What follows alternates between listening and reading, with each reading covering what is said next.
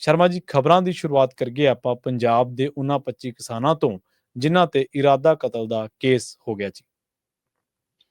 ਬਿਲਕੁਲ ਜੀ, ਇਹ ਖਬਰ ਬਿਲਕੁਲ ਦਰੁਸਤ ਹੈ ਕਿ ਪੰਜਾਬ ਦੇ 2-3 ਜਥੇਬੰਦੀਆਂ ਨਾਲ ਸੰਬੰਧਿਤ ਕ੍ਰਾਂਤੀਕਾਰੀ ਯੂਨੀਅਨ ਹੈ ਤੇ ਕਿਸਾਨ ਮਜ਼ਦੂਰ ਜਥੇਬੰਦੀ ਹੈ ਤੇ ਹੋਰ ਕੁਝ ਕਿਸਾਨ 25 ਦੇ ਕਰੀਬ ਕਿਸਾਨਾਂ ਨੂੰ ਜਿਹੜੇ ਸਾਹਮਣੇ ਮਿਲੇ ਨੇ, ਉਹਦੇ ਵਿੱਚ ਇਰਾਦਾ ਕਤਲ ਦੀ ਧਾਰਾ 307 ਵੀ ਸ਼ਾਮਲ ਹੈ। ਇਹ ਆਪਣੇ ਆਪ 'ਚ ਸਵਾਲ ਹੈ ਕਿ ਇਹ ਵਰਤਾਰਾ 3 ਸਾਲਾਂ ਬਾਅਦ ਵਾਪਰ ਰਿਹਾ ਹੈ। 3 ਸਾਲ ਪਹਿਲਾਂ 5 ਜਨਵਰੀ 2022 ਨੂੰ ਪ੍ਰਧਾਨ ਮੰਤਰੀ ਨਰਿੰਦਰ ਮੋਦੀ ਫਿਰੋਜ਼ਪੁਰ ਕੰਨੀ ਆਏ ਸੀ, ਜਦੋਂ ਰੈਲੀ ਕਰਨੀ ਸੀ ਤੇ ਜਦੋਂ ਏਅਰਪੋਰਟ ਤੋਂ ਉਤਰੇ ਤੇ ਮੌਸਮ ਖਰਾਬ ਹੈ ਜੀ, ਕਹਿੰਦੇ ਬਾਈ ਕਾਰ ਜਾਣਾ ਪੈਣਾ ਜੀ।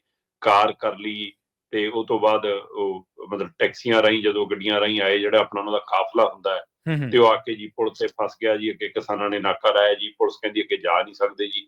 ਪੁਲ ਦੇ ਉੱਤੇ 15-20 ਮਿੰਟ ਉਹਨਾਂ ਦਾ ਕਾਫਲਾ ਖੜਿਆ ਪਿਆ। ਹਾਂਜੀ, ਇਸ ਨੂੰ ਲੈ ਕੇ ਕਿਹਾ ਗਿਆ ਜੀ ਇਹ ਸਿਕਿਉਰਿਟੀ ਦੀ ਗੜਬੜ ਹੈ ਜੀ, ਹੈ ਨਾ, ਇਹ ਪੁਲ ਦੇ ਉੱਤੇ ਖੜਨਾ, ਜਦੋਂ ਪਤਾ ਹੈ ਕਿ ਪੁਲ ਦੇ ਉੱਤੇ ਤੁਸੀਂ 2 ਮਿੰਟ ਬਾਅਦ ਵੱਧ ਖੜਨਾ ਗਲਤ ਹੈ ਤੇ ਗੱਡੀਆਂ ਪਹਿਲਾਂ ਮੋੜ ਲੈਂਦੇ ਪਿੱਛੇ, ਬਾਅਦ ਚੋਂ ਵੀ ਤਾਂ ਮੋੜੀਆਂ ਨਾ, ਗੱਡੀਆਂ ਪਹਿਲਾਂ ਹੀ ਪਿੱਛੇ ਦੂਸਰੇ ਪਾਸੇ।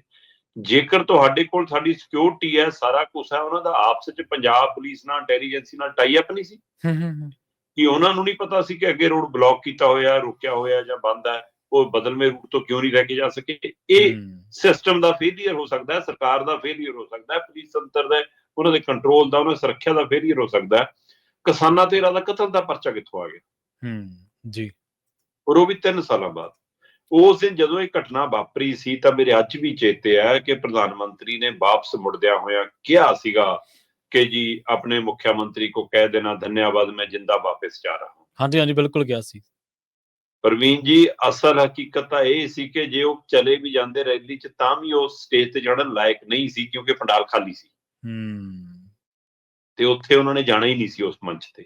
ਚਲੋ, ਇਹ ਕਿਸਾਨਾਂ ਵੱਲੋਂ ਰਾਹ ਰੋਕਣ ਦੇ ਬਹਾਨੇ ਨਾਲ ਉਹਨਾਂ ਦਾ ਛੁਟਕਾਰਾ ਹੋ ਗਿਆ, ਪਰ ਜਦੋਂ ਉਹਨਾਂ ਨੇ ਇਹ ਦੋਸ਼ ਮੜਨ ਦੀ ਕੋਸ਼ਿਸ਼ ਕੀਤੀ ਕਿ ਮੈਨੂੰ ਮਾਰਨ ਦੀ ਕੋਸ਼ਿਸ਼ ਹੋਈ, ਆਹ ਹੋਈ, ਤੇ ਉਸ ਤੋਂ ਬਾਅਦ ਉਸ ਸਮੇਂ ਦੇ ਪੰਜਾਬ ਦੇ ਮੁੱਖ ਮੰਤਰੀ ਸੀ ਚਰਨਜੀਤ ਚੰਨੀ। ਹਾਂਜੀ ਹਾਂਜੀ, ਬਿਲਕੁਲ। ਤੇ ਚਰਨਜੀਤ ਸਿੰਘ ਚੰਨੀ ਨੇ ਸਟੈਂਡ ਲੈ ਲਿਆ ਸੀ ਤੇ ਸਿੱਧਾ ਕਿਹਾ ਸੀ ਫਿਰ ਕਿਆ ਹੋ ਗਿਆ, ਕੁਝ ਤੇਰੇ ਕੰਨੀ ਕਿਸੇ ਨੂੰ ਮਾਰਿਆ ਥੋੜਾ, ਕੁਝ ਨਹੀਂ ਹੋਇਆ, ਕਹਿੰਦਾ ਮੈਂ ਆਪਣੇ ਕਿਸਾਨਾਂ ਨੂੰ ਕੁਝ ਨਹੀਂ ਕਰਨਾ। ਜੀ ਜੀ, ਬਿਲਕੁਲ।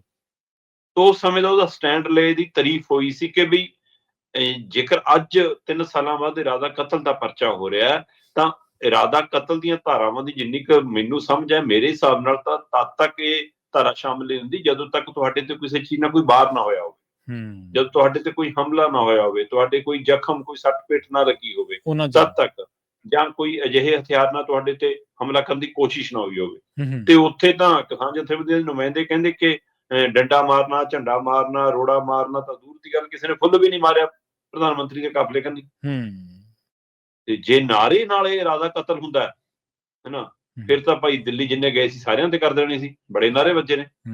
ਫਿਰ ਤਾਂ 56 ਇੰਚ ਦਾ ਸੀਨਾ ਵੀ ਨਾ ਕਹੋ ਜੇ ਨਾਰੇ ਤੋਂ ਹੀ ਹੋ ਗਿਆ ਤਾਂ। ਇਹ ਅਦਾਲਤੀ ਪ੍ਰਕਿਰਿਆ ਦੇ ਆੜ ਦੇ ਵਿੱਚ ਕੇਂਦਰ ਦੇ ਦਬਾਅ ਹੇਠ ਪੰਜਾਬ ਸਰਕਾਰ ਨੇ ਕਾਰਵਾਈ ਕੀਤੀ। ਔਰ ਉਸ ਮੁੱਖ ਮੰਤਰੀ ਨੇ ਕੀਤੀ ਹੈ ਜਿਹੜੇ ਮੁੱਖ ਮੰਤਰੀ ਨੇ ਆਉਂਦਿਆਂ ਹੀ ਮਾਫੀ ਮੰਗ ਲਈ ਸੀ ਇਸ ਘਟਨਾ ਲਈ। ਪ੍ਰਵੀਨ ਜੀ, ਇਹ ਘਟਨਾ ਜੇ ਪਿਛਲੀ ਸਰਕਾਰ ਦੇ ਸਮੇਂ ਹੋਈ, ਉਸ ਸਮੇਂ ਦੀ ਸਰਕਾਰ ਨੇ ਆਪਣੇ ਸੂਬੇ ਦੇ ਕਿਸਾਨਾਂ ਦੇ ਹੱਕ 'ਚ ਸਟੈਂਡ ਲਿਆ ਕਿ ਅਜਿਹਾ ਮਸਲਾ ਨਹੀਂ ਹੈ ਜਿੰਨਾ ਬੜਾ ਤੁਸੀਂ ਬਣਾ ਰਹੇ ਹੋ। ਇਹ ਸਿਕਿਉਰਿਟੀ ਫੇਲੀਅਰ ਦਾ ਮਸਲਾ ਤਾਂ ਹੋ ਸਕਦਾ ਕਿ ਸੂਚਨਾਤਮਕ ਤੌਰ ਤੇ ਫੇਲੀਅਰ ਦਾ ਮਸਲਾ ਤਾਂ ਹੋ ਸਕਦਾ, ਪਰ ਇਹ ਇਰਾਦਾ ਕਤਲ ਵਾਲੀਆਂ, ਹੈ ਨਾ, ਜਾਂ ਅਜਿਹਾ ਕੋਈ ਹਮਲੇ ਵਾਲੀਆਂ ਧਾਰਾਵਾਂ ਵਾਲਾ ਮਸਲਾ ਨਹੀਂ ਗਾ। ਸੋ ਉਸ ਤੋਂ ਬਾਅਦ ਜਦੋਂ ਸਰਕਾਰ ਬਦਲੀ, 92 MLA ਵਾਲੇ ਮੁੱਖ ਮੰਤਰੀ ਬਣੇ ਭਗਵੰਤ ਮਾਨ ਜੀ। ਮੈਨੂੰ ਯਾਦ ਹੈ ਚੰਡੀਗੜ੍ਹ ਦੇ ਨਾਲ ਲੱਗਦੇ ਨਿਆਂ ਗਾਉਂ ਦੇ ਖੇਤਰ 'ਚ ਨਿਊ ਚੰਡੀਗੜ੍ਹ ਜਿਹਨੂੰ ਕਹਿੰਦੇ ਆ, ਉਸ ਇਲਾਕੇ ਦੇ ਵਿੱਚ ਇੱਕ ਹਸਪਤਾਲ ਦਾ ਉਦਘਾਟਨ ਕਰਨ ਆਏ ਸੀ ਮੋਦੀ ਜੀ, ਤੇ ਉਸ ਸਟੇਜ ਤੇ ਮੁੱਖ ਮੰਤਰੀ ਸਾਹਿਬ ਨੇ ਲੈਂਦੇ ਹੀ ਉਸ ਘਟਨਾ ਲਈ ਮਾਫੀ ਮੰਗਦੇ, ਜਦੋਂ ਤੁਹਾਨੂੰ ਦਿੱਕਤ ਦਾ ਸਾਹਮਣਾ ਕਰਨਾ ਪਿਆ, ਤੁਸੀਂ ਪੰਜਾਬ ਆਏ ਸੀ, ਮਾਫੀ ਮੰਗੀ। Homi Bhabha cancer hospital. ਬਿਲਕੁਲ।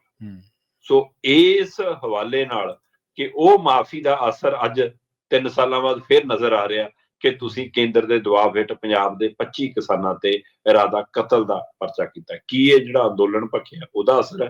ਕੀ ਜਿਹੜਾ ਦਿੱਲੀ ਅੰਦੋਲਨ ਜਿੱਤ ਕੇ ਆਏ ਸੀ ਉਹਦਾ ਅਸਰ ਹੈ? ਇਹ ਚਿੜ ਦੇ ਵਿੱਚੋਂ ਹੈ, ਇਹ ਨਿਯਮਾਵਲੀ ਦੇ ਵਿੱਚੋਂ ਹੈ। ਹੁਣ ਇਹ ਬਹਿਸ ਨਵੀਂ ਛਿੜੂਗੀ। ਸੋ ਵਰਤਾਰਾ, ਮੈਂ ਕੱਲ ਇਹ ਗੱਲ ਕਰਕੇ ਹਟਿਆ ਕਿ ਕੀ ਪੰਜਾਬ ਸਰਕਾਰ, ਪੰਜਾਬ ਦੇ ਮੁੱਖ ਮੰਤਰੀ ਕੇਂਦਰ ਦੇ ਦਬਾਅ ਹੇਠ ਨੇ ਕਿ ਭਾਈ ED CBI ਸਾਨੂੰ ਨਾ ਭੇਜਿਓ, ਇਹਨਾਂ ਜਾਂ ਦਿੱਲੀ ਸ਼ਰਾਬ ਘੁਟਾਲੇ ਦਾ ਜਿੰਨ ਉੱਥੇ ਹੀ ਕੱਢਿਓ, ਇੱਥੇ ਨਾ ਲਿਆਇਓ। ਇਸ ਲਈ ਇਹ ਉਹਨਾਂ ਦੀ ਸਾਰੀ ਹਾਂ ਛਾਂ ਮਿਲਾ ਰਹੇ ਨੇ। ਕੀ ਭਗਵੰਤ ਮਾਨ ਹੋਰੀ ਆਪਣਾ ਕੋਈ ਸਿਆਸੀ ਅਗਲਾ ਭਵਿੱਖ ਵੀ ਉਹਨਾਂ ਦੀ ਬੀਜੇਪੀ 'ਚ ਤਲਾਸ਼ ਰਹੇ ਨੇ? ਕਿੰਨੇ ਤਰ੍ਹਾਂ ਦੇ ਸਵਾਲ ਨੇ। ਸੋ ਅਮਿਤ ਸ਼ਾਹ ਨਾਲ ਯਾਰਾਨਾ ਇਹ ਉਹ ਹੈ।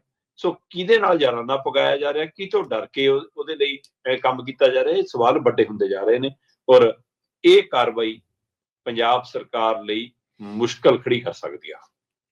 ਮੁੱਖ ਮੰਤਰੀ ਸਾਹਿਬ ਦੀਆਂ ਤਾਂ ਮਜਬੂਰੀਆਂ ਤੁਸੀਂ ਦੱਸੀਆਂ, ਪਰ ਦੂਜੀਆਂ ਧਿਰਾਂ ਦੀਆਂ ਮਜਬੂਰੀਆਂ ਵੀ ਨਹੀਂ ਸਮਝ ਆਉਂਦੀਆਂ, ਉਹ ਵੀ ਨਹੀਂ ਬੋਲ ਰਹੀਆਂ। ਉਹਨਾਂ ਨੇ ਤਾਂ ਹਾਲੇ ਕਿਸੇ ਨੇ ਮੁੱਖ ਮੰਤਰੀ ਨਹੀਂ ਨਾ ਬਣਨਾ, ਮੁੱਖ ਮੰਤਰੀ ਤਾਂ ਜਿਹੜਾ ਹੈਗਾ ਇਹਨਾਂ ਨੇ ਰਹਿਣਾ 27 ਤੱਕ। ਉਹ ਤਾਂ ਗੱਲ ਕਰ ਹੀ ਸਕਦੇ ਆ। ਉਹਨਾਂ ਦਾ ਆਪਦਾ ਮੁੱਖ ਮੰਤਰੀ, ਕਾਂਗਰਸੀਆਂ ਦਾ ਆਪਦਾ ਮੁੱਖ ਮੰਤਰੀ ਇਹਦੇ ਵਿਰੁੱਧ ਅੜਦਾ ਰਿਹਾ, ਇਹਨਾਂ ਚੀਜ਼ਾਂ ਦੇ ਵਿਰੁੱਧ। ਅੱਜ ਉਹਨਾਂ ਦੀ ਕੋਈ ਗੱਲਬਾਤ ਨਹੀਂ। ਅੱਜ ਤਾਂ ਸਗੋਂ ਉਹਨਾਂ ਕੋਲੇ ਮੌਕਾ ਬਹੁਤ ਵਧੀਆ, ਲੋਕ ਸਭਾ ਦੇ ਵਿੱਚ ਜਾ ਕੇ ਬੋਲ ਸਕਦੇ ਨੇ ਸਾਬਕਾ ਮੁੱਖ ਮੰਤਰੀ ਦਾ। ਦੇਖੋ, ਬਿਲਕੁਲ ਤੁਹਾਡੀ ਗੱਲ ਦਰੁਸਤ ਹੈ ਕਿ ਜਿੰਨੀਆਂ ਦੂਜੀ ਧਿਰਾਂ 'ਚ ਨੇ, ਉਹਨਾਂ ਨੇ ਅੱਜ ਮੁੱਖ ਮੰਤਰੀ ਨਹੀਂ ਬਣਨਾ, ਆਉਣ ਵਾਲੇ ਸਮੇਂ 'ਚ ਬਣਨਾ।